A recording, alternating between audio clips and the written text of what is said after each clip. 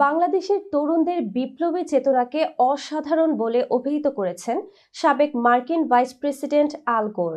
একই সঙ্গে প্রধান উপদেষ্টা অধ্যাপক মোহাম্মদ ইউনূসের কার্বন নিঃসরণ সম্পদের কেন্দ্রীকরণ, দারিদ্র্য এবং বেকারত্ব দূরীকরণে বিশ্বব্যাপী 3-0 আন্দোলনের প্রশংসা করেছেন। বৃহস্পতিবার সুইজারল্যান্ডের পাহাড়ি শহর দাভোসে বিশ্ব অর্থনৈতিক ফোরামের বার্ষিক সম্মেলনের ফাঁকে আল গোর অধ্যাপক ইউনূসের সঙ্গে সাক্ষাৎ করেন। এই সময় তিনি 3-0 আন্দোলনের প্রশংসা করেন। বিশ্বের শীর্ষস্থানীয় জলবায়ু কর্মী হিসেবে পরিচিত আল গোর তিনি বাংলাদেশের অন্তর্বর্তীকালীন সরকার গৃহীত সংস্কার কর্মসূচিকে সমর্থন করার অঙ্গীকার ব্যক্ত করেন। প্রধান উপদেষ্টার উপপ্রেস সচিব আবুল কালাম আজাদ মজুমদার এ তথ্য নিশ্চিত করেছেন।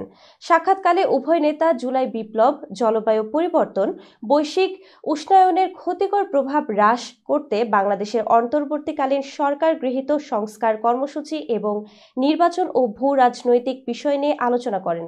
সাবেক মার্কিন ভাইস প্রেসিডেন্ট বাংলাদেশের সংস্কার কর্মসূচি এবং একটি অবাধ ও সুষ্ঠু নির্বাচনের মাধ্যমে দেশের গণতান্ত্রিক রূপান্তরকে সমর্থন করার কথা জানান।